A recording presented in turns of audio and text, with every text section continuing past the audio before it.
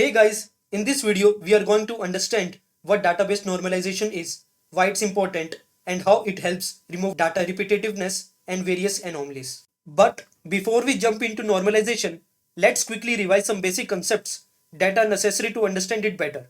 So the first point is, what is table? A table in a database is like a spreadsheet. It holds the data in rows and columns. Each table usually represents one type of entity, like a student, employee, or a course, etc. Now, what is row and column? A row is a single record like one student full details. Each row gives information about one instance of the entity. A column represents a specific property or a field of the entity. For example, in the student table, columns might be student ID, name, age, course. Next concept is primary key. A primary key is a column or a group of columns that uniquely identifies each row in a table. It cannot be null and must always have a unique value. For example, in a student table, student ID is a good primary key because with a student ID, you can easily identify the remaining column details for the given student. In a table like course enrollment, you might need two columns together as a primary key, like student ID and the course ID, because both together make each row unique. Now, let's discuss an important concept. What is functional dependency? This is a key idea in normalization. A functional dependency means one column's value depends on another column. Think of it like this.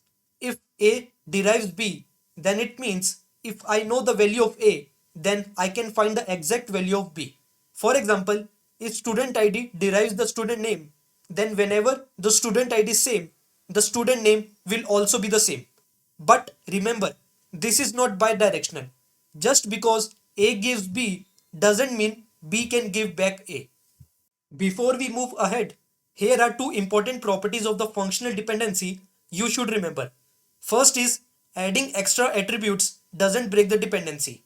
If A gives B, then A along with something else like X will still determine B.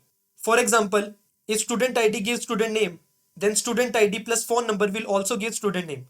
Second is functional dependency is transitive. If A gives B and B gives C, then you can say A gives C. This is called transitive dependency. So for example, if student ID gives course ID, if course ID gives course name, then you can say student ID gives course name.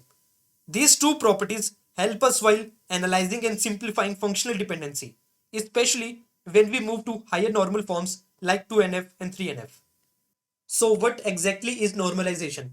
Normalization is a step by step process of organizing data in your database in a systematic and rule based way. The main goal is to remove redundancy, which means avoiding storing the same piece of information in multiple places. When data is repeated like this, it not only wastes storage but also makes your database harder to maintain. Normalization also helps us avoid something called anomalies. There are issues that can happen when we try to insert a new data, update existing data, or delete a data. These problems can lead to data inconsistency where the same data shows up differently in different places.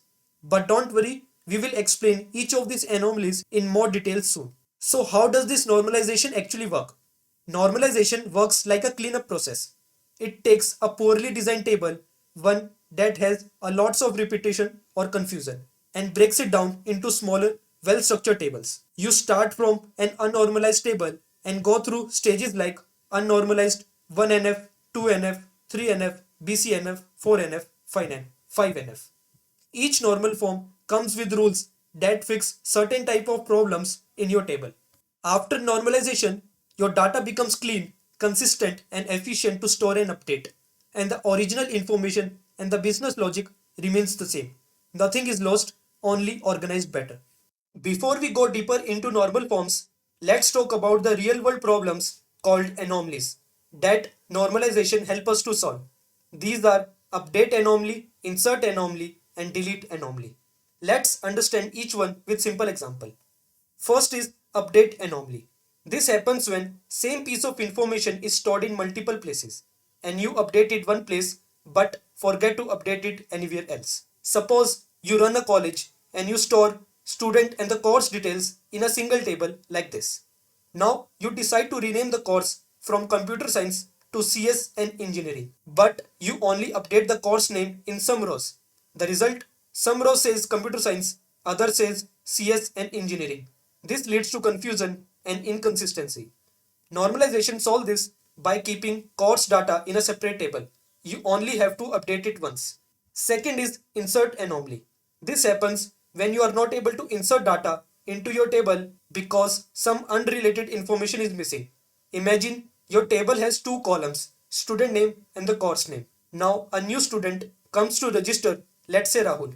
But Rahul counseling is not yet done. So you don't know which course he will be assigned. If you try to insert his name into the table, you will have to leave the course name field as null. That's a bad design because student and the course are two separate things.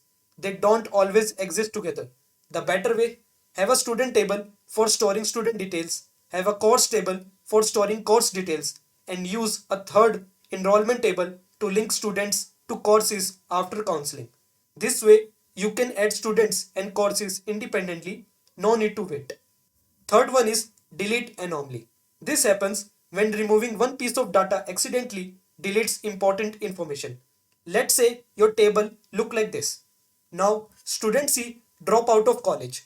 You delete the row for C, but in doing that you also remove the only entry for mechanical engineering. Now your database acts like your college doesn't offer the course anymore, which is false. If you had separate course table, you could delete C from the student or enrollment table but still keep mechanical engineering safely stored in the course table. So in short, normalization helps fix these major problems, and the way we solve them is by breaking the big messy table into smaller logical tables with proper relationships. Alright, so before we dive deep into fixing tables, let's quickly go over some more concepts you should need to understand. First is candidate key. It's the smallest combination of columns that can uniquely identify a row in a table. For example, suppose we have four columns A, B, C, D, and if A and B together can uniquely identify a row, then AB is the candidate key. Now, what a super key? It's just a candidate key plus any other extra columns. So AB, ABC, ABD, ABCD are all super keys. Basically, every candidate key is a super key, but not every super key is a candidate key. Next is prime attributes. Prime attributes are those columns that are part of any candidate key. All others are called non-prime attributes. Here I am saying any candidate key because table can have multiple candidate keys which can uniquely identify a row in their own way. So for example, in this table, student ID can also be a candidate key and roll number can also be a candidate key and email ID can also be a candidate key. Now let's analyze a real table and try to optimize it. We have the following columns. So first of all, let's analyze the data. In this table, every student has a unique student ID. A student can take multiple courses. Each course is assigned to one advisor for that student, but the same course can be taught by different advisors for different students. And here's the key thing, multiple advisors might have the same name, so to uniquely identify any advisor, we will use advisor phone number. From this data, we can identify the following functional dependencies. Student ID is deriving student name, advisor phone number is deriving advisor name plus language, and student ID plus course can derive the grade of the student and the advisor phone number. So basically, student ID plus course is a candidate key because we can derive any other columns from these two attributes. So basically, student ID and the course are the prime attributes, all others are non-prime attributes. But there are some problems in this table. Student name is repeated for the same student ID. Advisor name and the language are repeated for the same advisor phone number. If advisor phone number changes in one row but not others, we will have inconsistent data. Basically, we have got a lot of redundant data which increase the chances of the data anomalies, like inconsistent updates or problems while inserting or deleting rows. So we need to transform this table using normalization, and we will apply the normal forms one by one. So the first normal form is 1NF. 1NF is very basic. It just says every value in every column should be atomic. That is, no arrays, no comma separated list, just a single value in each cell. In our case, all values are atomic, so the table is already in one NF. And it's very obvious to see that if values are not atomic, then you have to write complex queries. Now, let's move to the second normal form, 2NF. From this point onward, every normal form we apply aims to reduce some kind of data redundancy. So what does 2NF says? It says no non-prime attributes should be partially dependent on a candidate key. Let me break that down for you. In our case, the candidate key is student ID and the course name. It's a composite key, meaning it has more than one column. Now we need to check, is there any non-prime attributes that depends only on a part of this key. But why do we want to avoid this? So let's understand it with an example. Imagine we have a table with the following columns.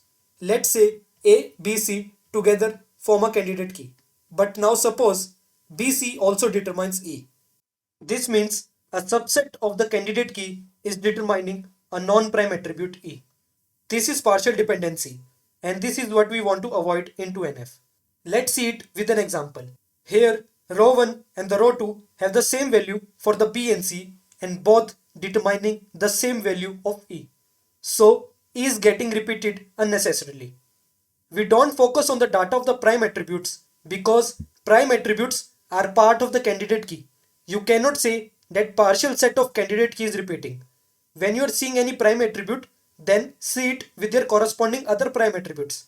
Then you will get to know that a combined candidate key is not repeating. We will focus only when a non-prime attribute data is repeating. This repetition may lead to data redundancy, update anomalies, potential inconsistency. So how do we fix it? We will split the table like this. Now E is only stored once and the partial dependency has been removed. So coming back to our table, our candidate key is student ID and the course name. Now let's look for the partial dependency. So this is the partial dependency. Student ID gives student name. This is clearly a partial dependency because student name is a non-prime attribute and it depends only on the part of the candidate key, that is the student ID. This violates 2NF, so we have to split the table. After applying 2NF, our new tables look like this. Here, student name is stored only once per student, not repeated across every course the student takes. So that's what 2NF does. It ensures that no non-prime attributes depend on the part of the candidate key. This prevents unnecessary duplication and keeps our data clean, making updates much safe and easier. Now let's move to the next normal form, that is 3NF. So what does 3NF say? A non-prime attribute should not derive another non-prime attribute. Let's break that down and see how this helps us eliminate duplicacy further. Let's take a simple example. Suppose we have a table with three columns A, B, C. A is the candidate key. So we have these dependencies. A derives B, A derives C, but we also have B derives C. Now let's look at the data. From this we can observe that A derives B, which is fine. Basically A1 and A3 both gives B1. This is acceptable because A is the candidate key and different values of A can point to the same B. A2 gives B2, which is also valid. A derives C also holds. A1 gives C1, A2 gives C1, still valid because A derives C is defined. But here's the problem. B derives C means the value of C depend upon the B. Since B1 derives C1 and B1 is repeated across A1 and A3, C1 is also repeated unnecessarily. So even though it's okay that multiple A values like A1 and A3 map to the same B, the problem arises because B, a non-prime attribute, is determining another non-prime attribute. This causes repetition of C1, which violates 3NF. Because in 3NF, non-prime attributes should not determine another non-prime attribute. But wait, why is this problem? Because we are introducing transitive dependencies. One non-prime attribute is depending on another non-prime attribute instead of directly on the candidate key. This causes data redundancy. C1 is repeated unnecessarily. Update anomalies. We also have update anomalies. If we want to change C1, we have to update it in multiple places. Inconsistencies. We might forget to update one of the rows. So basically, what's the solution over here? So basically, how we can solve it? So in this case also, we have to split the table. We will split this table into two tables. One table contains A and B attribute, another table contains B and C attribute. Now, each fact is stored only once, and we have removed the transitive dependency. This is exactly what 3NF is trying to achieve. Here, if we see individual table, then in second table, primary key is B, so B is not a non-prime attribute in this table. Now, let's revisit our student table. Earlier, after applying to NF, we had these two tables. Now, let's check for non-prime to non-prime dependencies. If we see, advisory phone number is deriving advisory name and the language. This means both advisory name and language, which are non-prime attributes, depend on another non-prime attribute. This violates 3NF. So we will fix it by splitting it again. So our new tables will look like this. Here, advisory name and the language are stored only once per advisor, and the transitive dependency is removed. Alright, now that we have applied 3NF to our tables, we have removed unnecessary dependencies between non-prime attributes. We have reduced repetition in our data, which means fewer chances of inconsistency. And updates are much safer now. If you change a value in one place, you don't have to worry about it being wrong somewhere else. But wait, is that the end of the normalization? Well, not quite. There is one more popular form called BCNF. So what is BCNF? It's like 3NF, but more strict. It says every attribute must depend only on a super key. Here, up till now, we have seen that prime cannot derive non-prime, which basically 2NF states.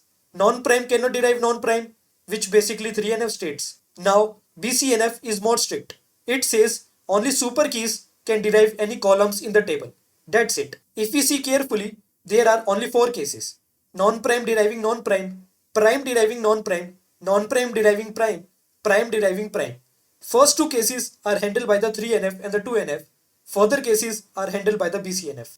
It says that on the left side, only the super keys are allowed. Now, do we always need BCNF? Honestly, not always.